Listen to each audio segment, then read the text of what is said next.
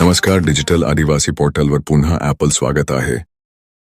पाहूया आजच्या बातम्या. मागील व्हिडिओवर कमेंट करणाऱ्या टॉप प्रेक्षकांमधून आजची निवड झाली आहे राजेंद्र तडवी राणीपूर, मुन्ना मोरे भूते आकशपूर, जेरुणावई बालमसिंग गावित मोगराणी यांची निवड करण्यात आली आहे. अभिनंदन. तुम्हीही तुमचं नाव आणि गाव कमेंटमध्ये नक्की लिहा आणि यूट्यूब चॅनल सबस्क्राईब करून घ्या आणि व्हिडिओ जास्तीत जास्त मित्रांना शेअर करा. कदाचित पुढच्या व्हिडिओमध्ये तुमचं नावही घेतलं जाईल. घराच्या छतावर बेकायदेशीरित्या बनावटी तलवारी लपून ठेवल्या होत्या. नंदुरबार स्थानिक गुन्हे अन्वेषण शाखेच्या पथकाने छापा टाकून सुमारे 7 लोखंडी धारदार तलवारी जप्त केल्या आहेत.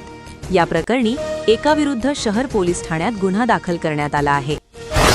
दुकानाचे शटर तोडून चोरट्याने कटलरी दुकानातून 1,20,000ची रोकड लांबविली. तसेच 50,000 रुपये किंमतीचे साहित्य जाळून नुकसान केले. ही घटना प्रतापपूर येथे घडली असून अनोळखी विरुद्ध तळोदा पोलीस ठाण्यात गुन्हा दाखल करण्यात आला आहे. गेल्या काही दिवसांपासून पावसाने विश्रांती घेतली होती. मात्र आता हवामानात पुन्हा बदल होण्याचे संकेत आहेत. त्यामुळे महाराष्ट्रात पावसाचा जोर वाढू शकतो. 13 ते 20 ऑगस्ट या काळात विदर्भ, मध्य महाराष्ट्र आणि कोकणात सरासरीपेक्षा जास्त पाऊस होण्याची शक्यता आहे. तसेच 20 ते 27 ऑगस्ट दरम्यान राज्यातील विविध भागांमध्ये पाऊस सुरूच राहण्याची शक्यता आहे, असे ज्येष्ठ हवामानशास्त्रज्ञ कृष्णानंद होसाळीकर यांनी सांगितले आहे. 9 ऑगस्ट जागतिक आदिवासी दिन मोठ्या उत्साहात व साजरा उत्साहात करण्याच्या पार्श्वभूमीवर नवापूर तालुक्यातील पागराण येथील अनुदानित प्राथमिक माध्यमिक आश्रमशाळेच्या सभागृहात राष्ट्रवादी काँग्रेस अजित पवार गट चे भरत गावित यांच्या नेतृत्वाखाली सरपंच, ग्रामपंचायत सदस्य, पोलीस पाटील, फॉस्टर वर्ग व विविध गावांतील मान्यवरांची सहविचार सभा झाली. नंदुरबार तालुक्यातील बिलाडी लघु पाटबंधारे प्रकल्पांतर्गत धरणाची उंची वाढविण्याच्या निर्णयाला खामगाव ग्रामस्थांनी विरोध केला आहे.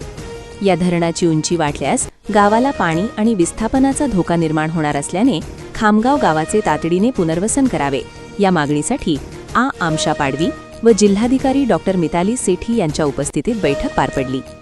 यावेळी निधी मिळू शकतो तर पुनर्वसन का नाही, असे आमशा पाडवी यांनी सांगितले.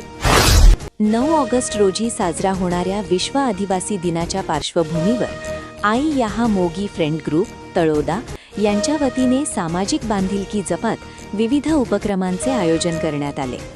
या अंतर्गत दिनांक 8 ऑगस्ट रोजी जिल्हा परिषद शाळा क्रमांक 1 ते 7 मराठी शाळा तळोदा येथे विद्यार्थ्यांना शैक्षणिक साहित्याचे वाटप करण्यात आले. तसेच शाळेच्या प्रांगणात वृक्षारोपण करून पर्यावरण संवर्धनाचा संदेश देण्यात आला.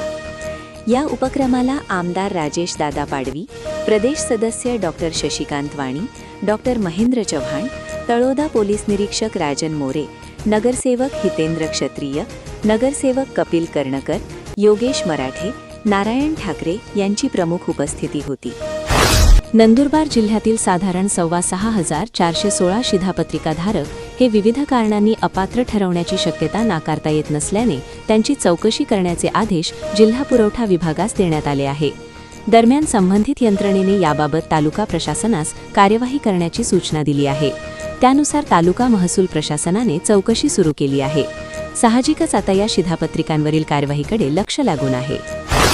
तळोदा तालुक्यातील बोरद येथे बहिणीला शिवीगाळ केल्याच्या कारणावरून झालेल्या वादातून तरुणाचा चाकूने वार करून खून करण्यात आल्याची घटना गुरुवारी 6 ऑगस्ट दुपारी घडली. या घटनेत रामा दयाराम पाडवी यांचा मृत्यू झाला. या प्रकरणी तळोदा पोलीस ठाण्यात कांतीलाल डोमे याच्या विरुद्ध खुनाचा गुन्हा दाखल करण्यात आला असून त्याला अटक करण्यात आली आहे. शुक्रवारी त्याला न्यायालयात हजर करण्यात आले होते. तपास प्रभारी पोलीस निरीक्षक अर्जुन कटले करीत आहेत. मुंबई येथे मालाड पश्चिम मालवणी उपविभागाच्या सहाय्यक पोलीस आयुक्त नीता अशोक पाडवी यांची मुंबई येथे राज्य नियंत्रण कक्षाच्या पोलीस अधीक्षकपदी पदोन्नती करण्यात आली आहे. नंदुरबार शहरात आदिवासी दिनानिमित्त आज 9 ऑगस्ट रोजी उत्सव साजरा करून रॅली काढण्यात येते. यासाठी नंदुरबार शहरात 2 ठिकाणं वाहन पार्किंगची व्यवस्था करण्यात आली आहे, अशी माहिती नंदुरबार शहर वाहतूक शाखेचे प्रभारी अधिकारी सहाय्यक पोलीस निरीक्षक जगदीश गावित यांनी दिली आहे. महाराष्ट्र शासनाच्या पुण्यश्लोक अहिल्यादेवी होळकर कर्जमुक्ती योजना 2026 या महत्वाकांक्षी योजनेअंतर्गत आज एक मोठा टप्पा गाठण्यात आला. राज्यातील आधार प्रमाणीकरण पूर्ण झालेल्या सुमारे 6.22 लाख पात्र शेतकरी लाभार्थ्यांच्या कर्ज खात्यावर एकूण 5,028 कोटींची रक्कम थेट ऑनलाईन पोर्टलद्वारे हस्तांतरित करण्यात आली. यामध्ये नंदुरबार जिल्ह्यातील 5,778 पात्र शेतकऱ्यांच्या खात्यावर 59,23,23,861 इतकी रक्कम थेट वर्ग करण्यात आली असल्याची माहिती सहकारी संस्था जिल्हा उपनिबंधक SY पुरी यांनी पत्रकान्वये कळविली आहे.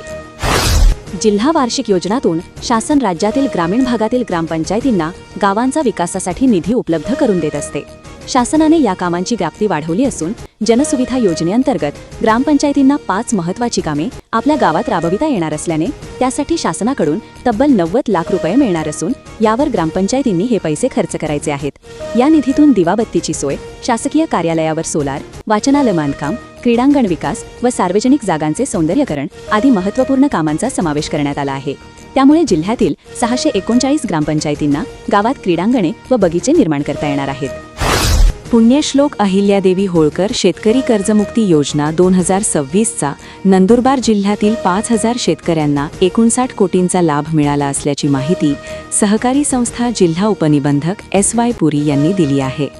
महाराष्ट्र शासनाच्या पुण्यश्लोक अहिल्यादेवी होळकर शेतकरी कर्जमुक्ती योजना 2026 या महत्त्वाकांक्षी योजनेअंतर्गत आज एक मोठा टप्पा गाठण्यात आला. राज्यातील आधार प्रमाणीकरण पूर्ण झालेल्या सुमारे 6.22 लाख पात्र शेतकरी लाभार्थ्यांच्या कर्ज खात्यावर एकूण 5,028 कोटीची रक्कम थेट ऑनलाईन पोर्टलद्वारे हस्तांतरित करण्यात आली. तुम्ही हा व्हिडिओ कुठून पाहत आहात? तुमचं नाव आणि गाव कमेंटमध्ये नक्की लिहा. निवड झालेल्या प्रेक्षकांचं नाव आणि गाव पुढील व्हिडिओमध्ये घेतलं जाईल. अशाच नवनवीन बातमीसाठी आपल्या YouTube चॅनल डिजिटल आदिवासी पोर्टलला सबस्क्राईब करून घ्या.